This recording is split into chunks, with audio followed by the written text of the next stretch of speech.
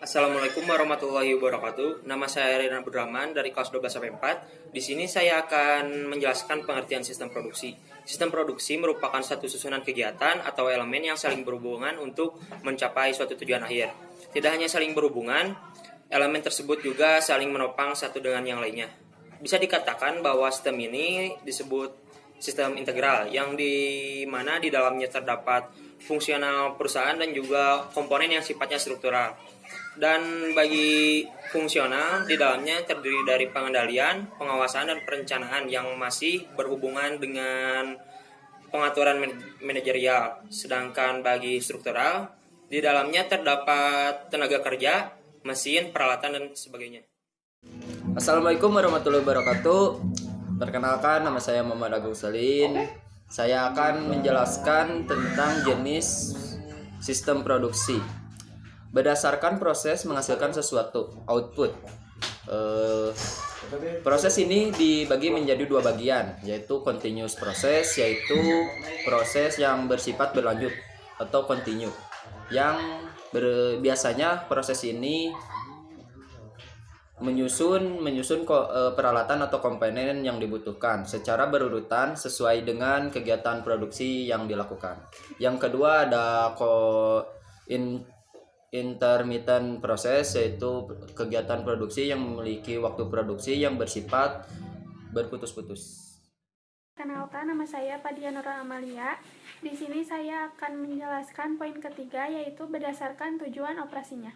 Terbagi menjadi 4, yaitu yang pertama, assembly to order atau ATO, yaitu produsen hanya membuat desain yang standar dengan modal operasional yang juga standar. Yang kedua, engineering to order atau ATO, yaitu perusahaan memproduksi barang custom atau sesuai dengan pesanan pelanggan, sehingga bisa dibilang bahwa perusahaan memproduksi suatu barang dari mulai desain sampai hasilnya sesuai dengan permintaan konsumen.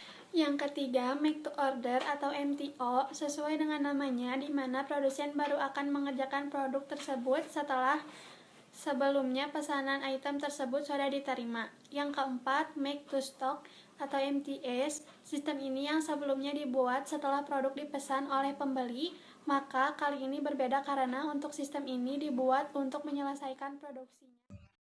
Nama saya Nita Prilianti. Di sini saya akan membahas mengenai tujuan sistem produksi. Yang pertama yaitu memenuhi kebutuhan perusahaan. Kebutuhan dari perusahaan tersebut, di mana kebutuhan tersebut bisa berupa barang hasil produksi. Dan yang kedua yaitu memperhitungkan modal. Dengan adanya sistem seperti ini, untuk melakukan proses sebuah produksi tanpa sadar membantu untuk memperhitungkan modal yang digunakan. Dan yang ketiga, ada membantu proses produksi berjalan dengan teratur.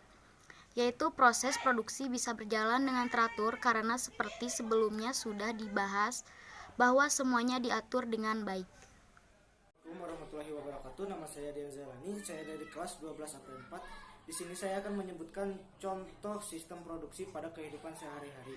Yang pertama adalah rumah sakit. Di dalam rumah sakit, karyawannya itu termasuk ke dalam fungsi struktur sementara seperti manajerialnya, SOP untuk para dokter ataupun tenaga kerja yang ada di situ. Semua itu termasuk komponen fungsional yang berkaitan dengan manajerial. Dan yang kedua ada transportasi darat seperti bus. Di dalamnya juga memiliki sistem produksi. Yang pertama untuk strukturalnya supir, dan untuk bagian fungsionalnya itu yang berhubungan dengan manajerial terdapat pada bagian informasi.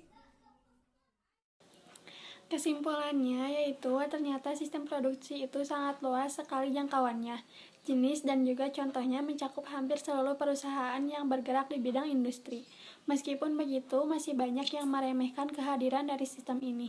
Padahal dengan adanya sistem ini, sebuah proses produksi dapat berjalan dengan baik dan menghasilkan produk yang sesuai dengan tujuan awal.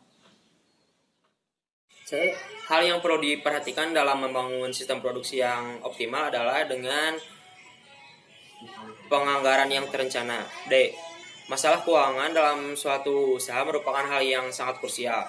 Tanpa pengelolaan keuangan yang baik dan benar, bisa dipastikan operasi dalam setiap usaha tidak akan sesuai dengan perencanaan yang sudah dibuat sebelumnya.